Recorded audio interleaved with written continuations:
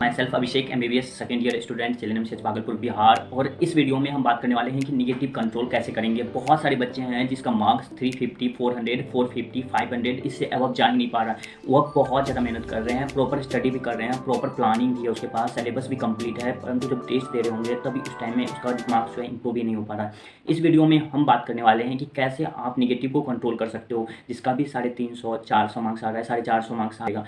Competitive exam जिसमें negative marking होती है उसमें आपको सेलेक्टिव क्वेश्चंस बनाना होता है सिलेक्शन के लिए। अगर आप नीट एग्जाम दे रहे हो तो नीट एग्जाम में आपके 180 क्वेश्चंस आपके लिए नहीं बना हुआ रहता है। 5 से 10 क्वेश्चंस ऐसे रहते हैं जहां पर आपको फंसाया जाता है, जहां पर आपको टाइम वेस्ट करवाया जाता है ताकि आप उन सभी क्वेश्चंस में फंस जाओ और आगे क्वेश्चन जो भी है उसमें आप कहीं ना कहीं फंसे रहो और फिर उस क्वेश्चन को आप सॉल्व नहीं कर पाओ, टाइम कम हो जाए, टाइम उन सब टफ क्वेश्चंस में आप ज़्यादा टाइम दे दो। तो उन सब टफ क्वेश्चंस को आपको जब भी आप प्रैक्टिस कर रहे होते हो तो उसको छांट के रखो, कौन सा मीडियम क्वेश्चन है, कौन सा ईजी क्वेश्चन है, कौन सा टफ क्वेश्चन है, जिसका लैंग्वेज आपको समझ में नहीं आ रहा है, जिसका कैलकुलेशन बहुत ज़्यादा लेंदी जा रहा है, उसको आप सेलेक्टिव करो और उसको फिर सेकंड राउंड या थर्ड राउंड के लिए रखो। सबसे पहले जितने भी 180 क्वेश्चन हैं 180 क्वेश्चन को आप सेलेक्ट कर लो कि हाँ इसमें से मैंने 180 क्वेश्चन में 150 हो सकते हैं कि 140 क्वेश्चन आपके इजी हो, फर्स्ट राउंड में सॉल्व हो जाए। मे भी हो सकता है 60% 70% तक आपके इजी क्वेश्चन सॉल्व हो जाए और 20 से 25% जो हो सकता है मीडियम क्वेश्चन होगा जो आप सेकंड राउंड में सॉल्व करोगे, जहाँ पे आपको पहली बार में कॉन्सेप्ट समझ में नहीं आया होगा और दूसरी बार जब आप उसमें फॉर्मूला लगाओगे, कॉन्सेप्ट लगाओगे तो वो क्वेश्चन आपका सॉल्व हो जाएगा। और तीसरा राउंड में अगर आपके पास टाइम बचता है तो तीसरा राउंड में उन टफ क्वेश्चन को सॉल्व करो जिसका आपको हवा नहीं लगा, जिसमें आप लैंग्वेज समझ में नहीं आया, कॉन्सेप्ट समझ में नहीं आया, जिसमें आपको क्या फॉर्मूला लगाना है उसको नहीं समझ में आया, तो तीसरा राउंड में ऐसे करो। स्ट्रेटजी अपनाई थी, लास्ट के 40 दिन बचे हैं और 40 दिन में आप किस प्रकार से उसको फॉलो करो ताकि आपका कंप्लीट जो है निगेटिव कम हो जाए और आपका स्कोर धीरे धीरे इन्फ्लुएंस हो जाए। क्योंकि आपका अभी मॉक टेस्ट चल रहा होगा, फुल सिलेबस का टेस्ट हो रहा होगा, हो सकता है कि किसी का पार्ट वाइज सिलेबस चल रहा होगा, तो उसमें आपको कैसे निगेटिव कंट्रोल करना है ये कुछ स्ट्रेटजी बताऊंगा। बहुत सारे आपको वीडियो मिल जाएंगे यूट्यूब पर ऐसे, लेकिन इसमें आपको प्रैक्टिकली बेस्ड पे मैं बताऊंगा ताकि आपका निगेटिव कंट्रोल हो सके। सबसे पहले जब आप पेपर सॉल्व कर रहे होते हो तो उस समय आपको क्या करना है, जब भी आप NTA का पेपर उठाओगे, नीट का पेपर उठाओगे, तो उस टाइम क्या करता है, 2021 में देखोगे फिजिक्स को पेपर लेंदी रखा था, 2022 में जो बायोलॉजी को लेंदी रखा था, 2023 में केमिस्ट्री को लेंदी रखा था, तो वो एक सीरीज पैटर्न रहता है। तो सबसे पहले जब भी आपके हाथ में क्वेश्चन पेपर आता है तो आपको क्या करना है, सबसे पहले एक सरसरी निगाहें तीनों सब्जेक्ट को दे देना है। आपको एक आइडिया लग जाएगा कि कौन सा पेपर लेंदी है, किस में कितना टाइम देना चाहिए, किस सब्जेक्ट को पहले सॉल्व करना चाहिए। पहला आपको काम करना है सरसरी निगाहों से देख लेना। दूसरा आपको क्या काम करना है, दूसरा काम ये है सबसे पहला कि आपको पेपर में डिसाइड जब आप कर लो कि बायोलॉजी पहले करना है, पहले केमिस्ट्री करना है, पहले फिजिक्स करना है, उसके बाद आप जब क्वेश्चन पेपर उठाओ, क्वेश्चन सॉल्व करना स्टार्ट करो, तो क्वेश्चन को अंडरलाइन करना शुरू कर दो। आपका सबसे पहला जब निगेटिव कम होगा वो अंडरलाइन क्वेश्चन करना शुरू कर दो। जैसे ही आप अंडरलाइन क्वेश्चन पढ़ते पढ़ते जाओगे, फर्स्ट बार आप रीड कर रहे होगे और आपका जो क्वेश्चन है वो अंडरलाइन रहेगा। दूसरा आप हाईलाइट कर लो, क्वेश्चन में क्या हाईलाइट करना है आपको, अगर क्वेश्चन में क्या पूछ रहा है, not correct, correct, incorrect, except, इस तरह के बहुत सारे कंसेप्चुअल क्वेश्चंस होते हैं जो आपको बार बार सिली मिस्टेक्स करा रहा होगा। आप उसको सर्कल कर लो, हाईलाइट कर दो, अंडरलाइन कर दो, डार्क कर दो और उसको माइंड में बैठा के रखो कि इस क्वेश्चन में ये हमसे पूछा गया है। अगर उसको पहली बार में आप सॉल्व उसको अंडरलाइन कर लेते हो, उसको सर्कल कर लेते हो, तो आपको पता चल जाएगा कि क्वेश्चन में पूछना क्या चल रहा है। कई बार इन्हीं शब्दों में हम फंस जाते हैं और फिर हमको समझ में नहीं आता और फिर हम बाद में क्या करते हैं, उसको गलत कर जाते हैं और निगेटिव मार्किंग हमारा हो जाता है।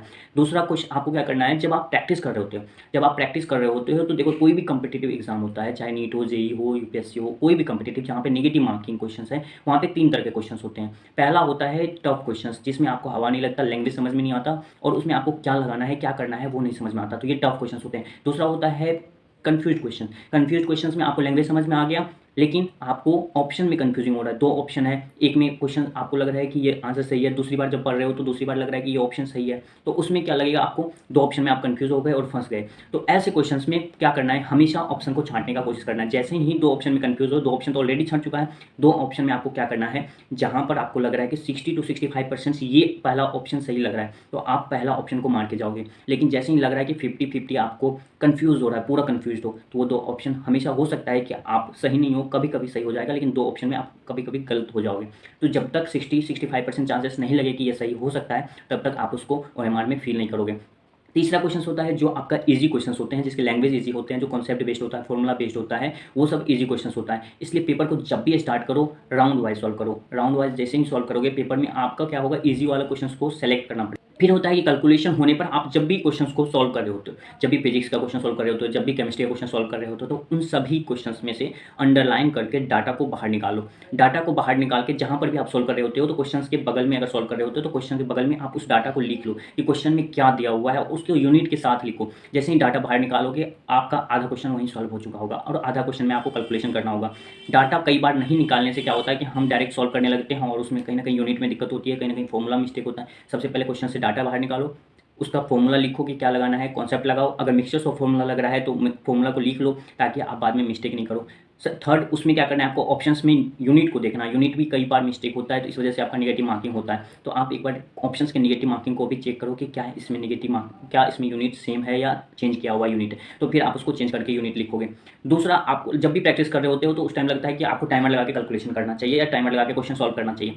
सबसे पहले मैं बता दूंगा, स्टार्टिंग में जब भी आप प्रैक्टिस कर रहे होते हो तो उस टाइम टाइमर बिल्कुल भी मत लगाओ। टाइमर जैसे ही लगाओगे, माइंड को पूरा रहेगा कि टाइम लगा हुआ है, कहीं ना कहीं आप मिस्टेक करोगे। जब आप फर्स्ट टाइम में सॉल्व कर रहे होते हो तो फर्स्ट टाइम में आपको टाइमर लगाने की जरूरत नहीं है। जैसे ही टाइम बाउंडेशन कर दोगे, ब्रेन सोच नहीं पाएगा ज़्यादा और फिर आप कहीं ना कहीं मिस्टेक्स करोगे। तो पहली बार में टाइमर आपको बिल्कुल भी नहीं लगाना। पहली बार जब आप प्रैक्टिस कर रहे होते हो, सॉल्व कर रहे होते हो, जब लगता है कि आपको क्वेश्चन सॉल्व हो गया है, आपको कॉन्सेप्ट समझ में आ गया है, दूसरी बार आप प्रैक्टिस कर रहे होते हो, उसको क्या करो, फिर आप टाइमर लगा के सॉल्व करो और फिर उस टाइम देखो कि आपसे क्वेश्चन सॉल्व हो रहा है कि नहीं हो रहा। तीसरा, आपको क्या करना है, जब भी आप क्वेश्चन प्रैक्टिस कर रहे होते हो, तो उस टाइम में आपको जो क्वेश्चन सॉल्व नहीं होता तो उसका क्या करते हो, आप सॉल्यूशन जाकर देख लेते हो। और सॉल्यूशन जैसे ही देखते हो तो आपके ब्रेन में temporary memory, ultra short term memory जिसको कहते हो, जैसे कि ओटीपी होता है, किसी का फोन नंबर होता है, किसी का नाम प्लेस ऐसे होता है, तो इसको अल्ट्रा शॉर्ट टर्म मेमोरी कहते हैं। आपने एक बार सॉल्यूशन देखा, आपको लगा कि आपका क्वेश्चन बन जाएगा, आपको क्लियर हो गया कॉन्सेप्ट, लेकिन जैसे ही आधा घंटा 1 घंटा बाद उस क्वेश्चन को सॉल्व करने बैठोगे, तब तक में आपका सॉल्यूशन मिट चुका होगा, अल्ट्रा शॉर्ट टर्म मेमोरी मिट चुका होगा और आपको दोबारा क्वेश्चन सॉल्व नहीं होगा। इसलिए जब भी आप एक बार सॉल्यूशन देखते हो तो उस टाइम देखने के बाद आधा घंटे के बाद कम से कम एक बार रफ में खुद से प्रैक्टिस कर लो उस क्वेश्चन का कि हाँ, ये क्वेश्चन हमसे सॉल्व हो रहा है, इसका सॉल्यूशन मुझे समझ में आ गया था, कॉन्सेप्ट क्लियर हो गया। तो ऐसे क्वेश्चन हमेशा कहता है आपका एग्जाम में गलत हो जाता है, क्योंकि आपने उस सॉल्यूशन को एक बार देखा और दोबारा उसका प्रैक्टिस नहीं किया। तो उसको आपको जरूर से जरूर दोबारा करना है। जो क्वेश्चन आपसे नहीं बन रहा है उसका सॉल्यूशन तो देख लिया आपने, ठीक है, तो उसको कम से कम आधा घंटा बाद 1 घंटा बाद जरूर से जरूर सॉल्व कर लो। अब 2 बार कम से कम मिनिमम सॉल्व करोगे तो वो शॉर्ट टर्म मेमोरी हो सकता है कि आपके temporary memory, long term memory कुछ दिन के बाद 3 महीना 2 महीना के लिए वो आपके मेमोरी में रहे। जब आपको लगता है कि इतना कर लिए हो आप, ठीक है, तो कंपटीशन है, कंपटीशन में 180 क्वेश्चंस आपके लिए नहीं बना हुआ रहता है, उसमें से कुछ ना कुछ क्वेश्चंस आपको फंसाने के लिए दिया जाता है। तो उन सब क्वेश्चंस को आपको थर्ड राउंड या सेकंड राउंड में सॉल्व करना है। आपको सर्कल कर देना कि ये सब क्वेश्चंस मेरे लिए कंफ्यूजिंग है, लैंग्वेज समझ में नहीं आया, इसका कैलकुलेशन मुझसे नहीं हो रहा है, टाइम टेकिंग बहुत ज़्यादा लग रहा है। आपको ये कब समझ में आएगा कि ये क्वेश्चन ईजी है, कब क्वेश्चन मीडियम है, ये टफ है, आपको तभी समझ में आएगा जब आप क्वेश्चन प्रैक्टिस कर रहे होंगे और उस टाइम आपको लगेगा कि ये क्वेश्चन फॉर्मूला बेस्ड है, ईजी बेस्ड है, मेमोरी बेस्ड है, रिकॉलिंग बेस्ड है, तो ये क्वेश्चन ईजी है। तो ऐसे क्वेश्चन को आप छांट पाओगे पेपर में। जब आपको लगेगा कि मिक्सचर्स ऑफ कॉन्सेप्ट है, आपका लैंग्वेज समझ में आ रहा है, क्लियर है, इसमें फॉर्मूला 2-3 फॉर्मूला लग सकता है, तो आप उस टाइम उसको क्या बोलोगे, मीडियम बेस्ड है। तो उस टाइम पेपर में आप छांट पाओगे कि हाँ, ये इसमें ज़्यादा टाइम नहीं लगेगा, कॉन्सेप्ट बेस्ड है, इसको मैं सेकंड राउंड में सॉल्व करूँगा या करूँगी, तो वो क्वेश्चन सब सेकंड राउंड में सॉल्व हो जाएगा। थर्ड राउंड में हो सकता है कि आपको ऐसे टफ क्वेश्चन होंगे जिसमें आपको कॉन्सेप्ट समझ में नहीं आ रहा होगा, लेकिन कुछ कुछ यूनिट से देखकर या कुछ ऐसे कॉन्सेप्ट लगा के उस क्वेश्चन को सॉल्व कर पाओगे। तो ऐसे में थर्ड राउंड में वो आपका टफ क्वेश्चन भी सॉल्व हो सकता है। इसलिए सिलेक्शन के लिए आपको सेलेक्टिव बनाना पड़ेगा, ठीक है। अब होता है तुक्का मारने वाला, जो आपको लगता है कि जय माता दी करके वो क्वेश्चंस सही हो जाएगा, तुक्का मार के सही हो जाओगे। ऐसे क्वेश्चंस को अवॉइड करो आप ओएमआर फिलिंग करने के लिए। कुछ क्वेश्चंस को आपको सॉल्व छोड़ने की भी आदत डालनी पड़ेगी पेपर में, क्योंकि आपके लिए 180 क्वेश्चंस नहीं बना हुआ है। तुक्का मारने का बिल्कुल भी काम नहीं करना है, इसलिए जितना कायदे में रहोगे उतना फ़ायदे में रहोगे नीट में।